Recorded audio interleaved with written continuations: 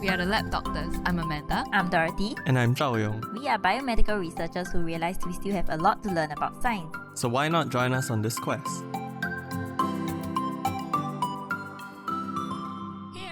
Welcome back to the Lab Doctors podcast. So also welcome back to the friendship series. So this is part two of 2. So actually it's a very short series. Is it still called a series if there's only 2 episodes? Mini-series? Yeah. Okay, so last week we talked about making and losing friends. And this week we will talk about the numbers. So something I feel like pointing out is as the episode goes on, you're going to hear me say friends a lot. But I feel more often than not, it refers to social relationships, not purely friendship. Okay. Okay, so just disclaimer. I mean, for me, because actually people don't make this distinction. But I mean, like sometimes when I read stuff, I'm like, no, I need to think about this in terms of social relationships, not just my relationship with my friends. Okay. If that makes sense. Okay, so I will link the Am I Normal episode again in this week's description, just in case you're interested.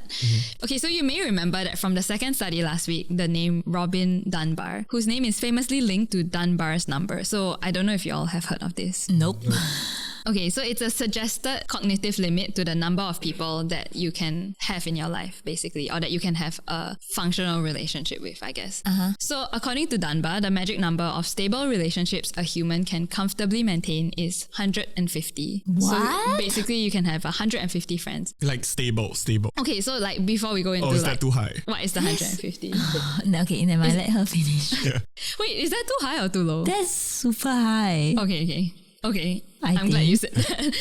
Okay, but this 150 is not fixed. It has been proposed that the number may fall in between 100 and 250. So it depends on a lot of things. 250? Yeah. So actually it includes like all the usual suspects like family, good friends, acquaintances, colleagues. But it actually also includes the people in your periphery. So past colleagues, high school friends, or the example given by Mona in the episode is the bartender that you know by name. So I guess like someone that you interact with a lot that you know a bit about, like not just by name lah, but I feel like you know a bit about, that's considered someone in your stable relationship. Casual friends. Oh, it includes acquaintances as well. Yes. Then yeah, for sure I have 250 at least. Okay, so before we move on to the actual numbers, it brings us to our first question. At which point in your life did you feel like you had the most friends? So childhood, late teens, early 20s, late 20s. I mean, they obviously go on to 30s and like all that, but I feel like for our scenario, We cut off. Yeah. Gladly say we cut off at 30. Yes. I can start. I would say late teens for me. Wow. So like 16 to 18, I think. That's in JC. Yeah. Oh, that's all? Yeah. I mean, You know, that's the funny part. Of the when I started realizing I need to shrink it, you know. Oh, wow. Yeah. I had a lot of friendship trauma in secondary school. So I only started making like proper friends in JC and then in uni where like I learned that like I don't need to, I don't need to make people like me.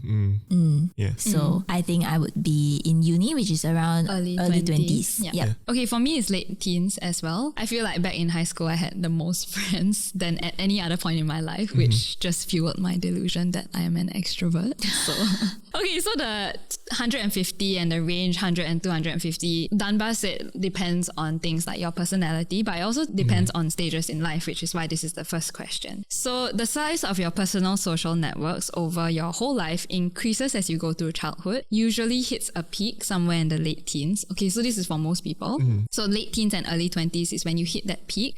And sometimes for people it approaches almost 250. And then from about your 30s onwards, it drops to 150, and after which it remains very stable. So they found that like at the point where it usually drops also usually coincides with reproduction. So yeah.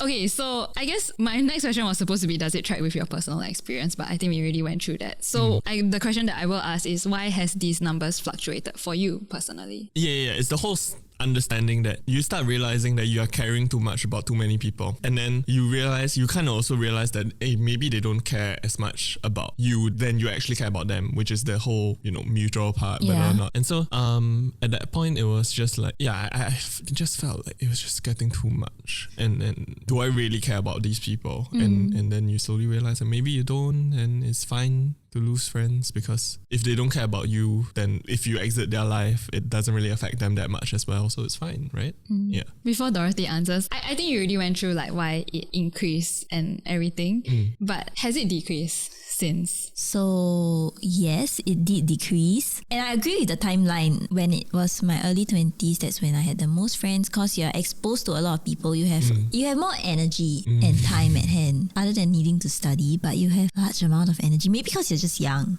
Yeah. And maybe you're just not mature enough also to... It's a time for experimenting for sure. Like, to find out what type of social things you like, what type you don't. Yeah. So, but of course, as you grow older, then yes, I think reproduction is one, because I always wonder like why my parents don't meet their friends. That's me also. And I guess maybe when you really get your own family, that's what really matters to you. So you just focus your life all around it. And I also think that it could be because of like what you're doing. So last time we are studying, we're in school, we have a lot of extra activities that we have to do, so we have a lot of friends. But now we're just working, and we just spend like 9 to 6 working every day. And when you go home, you're just so tired of everything. And so like you just don't really meet people, and you have to choose who you want to meet, and therefore you start cutting out people who don't respect the time and effort that you've given them. And it's damn sad. Actually, sometimes I just feel damn sad, like that like there's a certain group that like I would say I'm always the one initiating the meet. Yeah. It gets tiring, right? Yeah. And then I'll just be a bit sad, and then just have to accept that. I mean, completely agree. It's like, as time passes, if you are going to meet with someone, it is an active choice that you need to make, because there is only that much amount, of energy we all have. Yeah, you only have 24 hours a day, of which bulk of it is spent sleeping and working. Yeah, which is insane. Oh. It's the system is so stupid. Why is the world like that? Why do we only have 7 p.m. to 11 p.m. to do whatever we want? Which includes dinner, which takes an hour. Or like exercise if you want to be healthy. Yeah, the rest of the day is like sleep and work. Wow.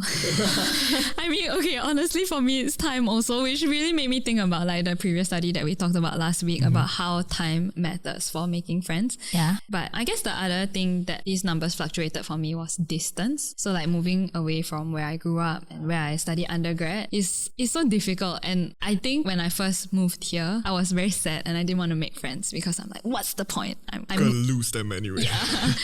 Which this episode got kind of depressing. I thought it would be kind of cheery because it was about friends, Okay, moving on. Okay, Wait, so but I agree. Even in Singapore, right? I feel that the distance matters. yes. Like unless you drive though, like drive regularly. Maybe, but like if I suddenly had a free day this week, I would ask someone who's staying near me for dinner than someone who is staying on the other end of Singapore. Because it's time and energy to travel. So I cannot imagine like how it would be in another country, like for Amanda. I was gonna say that, and that also reminds me about the whole when people have families or when they get married and stuff like that, then it's also you're accommodating for 2 people's schedule now. So even though you're meeting like one person, imagine if that person also is married and has children or something. And then it's like you must accommodate with their family schedule, and it's your family schedule and their family schedule, and that needs to sync up, right? So unless you purposely set a date that is like way in advance, it gets too tiring and difficult to organize that. And I feel like that's why it also becomes like... Okay, so just like you guys, I was actually feeling quite intimidated by the number 150. So let's break it down. So according to Dunbar's study, with this magic number of 150, within it is layers of concentric circles. What's so, concentric? Like a bullseye, like okay. Yes. Small circle, big circle, Yes, big yes, circle, yes, but yes. it all overlaps. Not overlaps. What is it? No, it's all within yes, the circle. like a bullseye. So it's like a dartboard. Oh yes. Isn't a dartboard a bullseye? Oh, the bullseye is just the bullseye center. Right. It's one of the concentric circles in the circle. So the host of Am I Normal, Mona, she also was like freaking out about it. She's like, 150? That's so many. Okay, so the first layer is about 1.5 people. And 1.5? Yes, I hate it when research does this. Just say 1 to 2, okay? Because there can't be 1.5 humans. But okay, anyway, rant aside. So this smallest circle often represents your parents or your romantic partner. Then... That's the outermost? No, the innermost. Innermost. How can it be the outermost? Sorry, I was so It's the confused. bullseye. Oh, that's the bullseye. Okay. But if your parents, there's 2, and then your spouse, there's 3. No, but okay, so Where's your children? Yeah. okay, so this is dynamic. Okay, it's not like once you put someone in the inner circle, it can't change forever. Does that make sense? So yeah, like, they can go between circle 1 and circle 2. Yeah. But that's the thing. That means there can only be 1 to 2 maximum people in your life that you truly, like 100% will give your time to whenever they ask. Right? So I cannot have more than 1 child. I disagree though, because like the second layer is 5 people, and then they describe this as your intimate friends. Where's my family? Okay, see, that's why I said saying friends is like not very good, because I feel like social relationships is better because it includes your family as well. Okay. Okay, let's go through the layers before we start freaking out. Okay, so the next layer after those 5 people are 15 people. So these are the people you might think of as your best friends. And then Wow, you can have 15 best friends. Oh, best is only 1. I feel like best friends here are a bit misconstrued though. But Then what about the people who call their partners best friends? So they are saying that their partners are in the third circle. Oh no! And they have 15 partners. It's concentric circles. Okay. okay, so like the person in your innermost layer is your intimate friends and your best friends and Also, everything. it's like they include best friend status. I think so. If it's a concentric circle, that's what it means, right? Okay. Yeah, it's so the Venn but diagram. total Okay. now I have 1.5 plus 5 plus 15 people. No, total is 15. Total is still 15. Oh, total is 15. In that, because it's in that circle, right? So it's like 5 more people on the outside only. Which is 10. 4. Oh, Oh yeah, 5 more.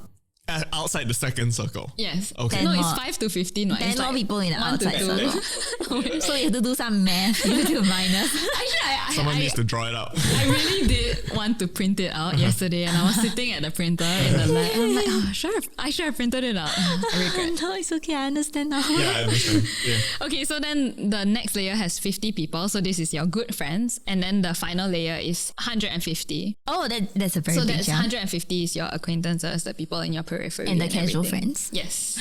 Oh, see, Wait, we so- did not clarify like which is casual and which is acquaintance. Yeah, so you mean like friends, acquaintances, and like Everything is. casual friends are all on the outer edge. Yes. The 100 I think after they the just 50. got lazy. You just need to redefine your terms. They just got man. lazy drawing more. Yeah, you just need to No, redefine actually, your terms. there's more circles after that, but then like they just No. didn't define it. Because I found one like that said the outermost circle is 500 people. So these are like people that you just know, like It's the so people what that we you would consider see on the bus acquaintance. every day Oh. that you know. Yeah. So that's why 150 is the number of stable relationships that you can have. Okay. But that's not to say that that isn't people that exist outside of that 150. So you mean even the people I recognize on the bus or the train are considered people that I know? yeah. in the 500. Oh, wait. Yeah, that makes sense. you would be like, yeah, I recognize this auntie. Yeah, but what if it's someone I don't like? Yeah, so I wanted to ask, like, do you have a bigger circle and an Outermost. a more outer circle that is like the people you know, but you have written off? No, it's a separate circle altogether. Yeah. I feel like these are positive relationships. Yeah. I mean, I don't know. That's how I look at Okay, it. I Yeah. understand. Oh yeah, that makes sense. Makes sense. Okay. So I guess, so think about your life and your circle of friends and relationships. Do these numbers track for you? So as you guys are thinking about it, maybe I'll go through mine because obviously I've thought Okay, about yes, it. yes. So I think my numbers start decreasing after the third layer. So they're like 1 to 2 and then 5 and then 15. Yeah, makes sense. But my numbers at the 50 and the 150 group is like way lower than population average, I feel. And there's like, this kind of stupid, but one thing that makes me a bit insecure is the number of friends. But actually, like, I feel like I don't have a lot of friends, but a lot of my good friends are actually my extended family. So like my cousins.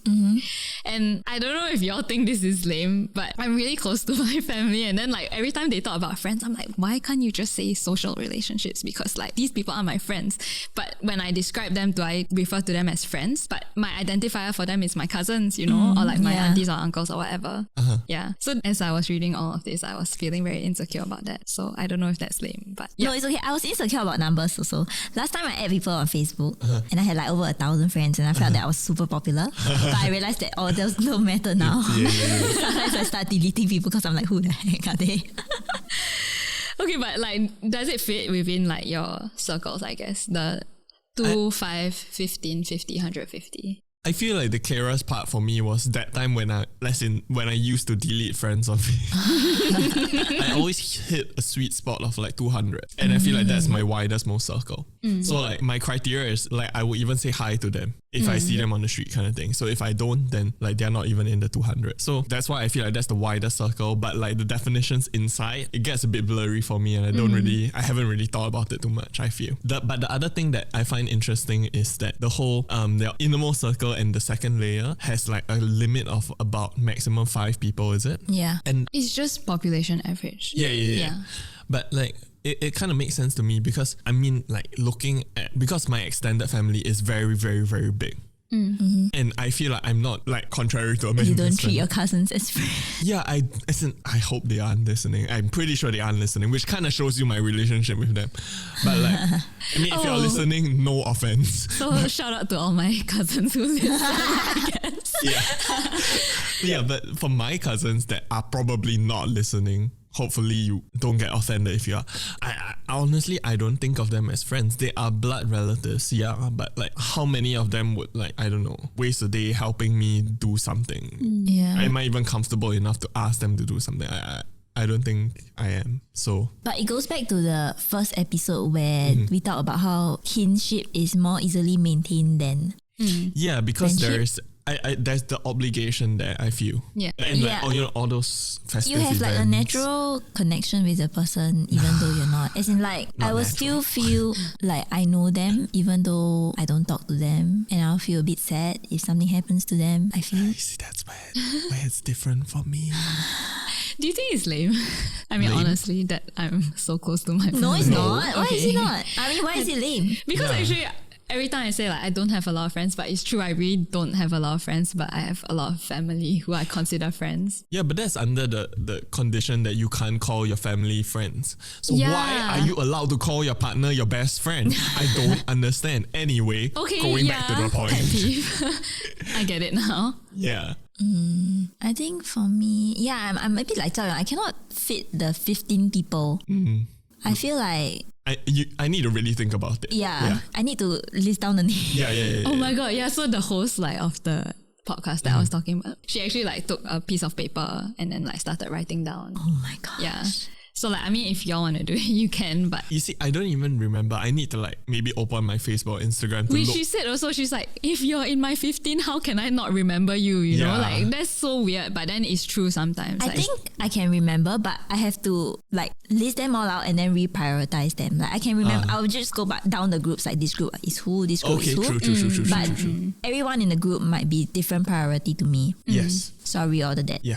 But I think what I feel is that the 15 people do change. Okay, no. As in Amanda mentioned this before, but like they do change over time. Like with the pandemic and everything, I feel that I'm meeting my husband's friends more because they are more active in meeting up. Okay. And they have become like a closer group to me than my own friends. Because my own friends, okay, and also because they exceed a limit of 5, so it's like harder to meet them. yeah. But But like pandemic limit. yeah, pandemic in Singapore. Yeah. Like I'll meet the friends, the groups that are like 5, and then the groups that are in like 8. I'll be like, sorry, we cannot meet. Yeah, so we if just don't not, meet. you- Yeah, you have to cancel some people. So Awkward.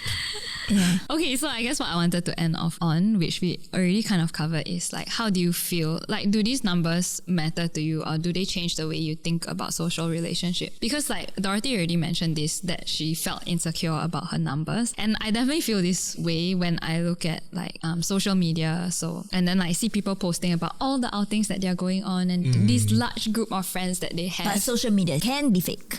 Yeah, like I feel jealous sometimes about this whole social construct about like Yeah, same. having a lot of friends and having a big number of friends. But then like when I really think about it and like when I force myself to introspect, I realize that I actually don't have the time or energy to maintain all these friendships. And then like I think about all the people that I already have in my life, and I'm like, yeah, I'm grateful for all these people, and I wouldn't change it. Like I wouldn't change the depth of my relationships with them just because I want more friends to post on social media about. So I guess all this to say that like these numbers just like help me categorize people in like different groups, but it doesn't really change the way I like view friendship. Yeah. So like knowing where they are in my life. Yeah, I come to realize also that like social media, there are people who don't use social media and I'm pretty sure they're happy with their life. So last time I would post like, oh, every time we go out, but like nowadays just the people, the conversations you have are more important. If you forget to take a picture, just forget to take a picture. Yeah. If I take a picture and I feel that I'm ugly in the picture, I won't even post it. So it doesn't matter anymore. Ultimately, I think what boils down to me is the people who really matter to me still matter to me and are around me. And then I'll feel like, yeah, even if the whole world dislikes me, there are those few people who love me and that's enough. Yeah, I have nothing to say. And as usual, follow us on Spotify and subscribe to our YouTube channel. You can now rate us on Spotify, so that would be really nice and cool if you can give us a rating. Preferably 5 stars. Preferably 5-star. Thanks. You can also follow us on our social media, Instagram, Twitter, or Facebook, and feel free to DM us any questions. Alternatively, you can email us at thelabdoctors@gmail.com. So I hope that you guys enjoyed these 2-part episodes. Thank you. Yeah, friends don't matter. Is that the conclusion? Friends matter if they matter. Yeah, and Okay. numbers don't matter. Numbers don't. Numbers don't.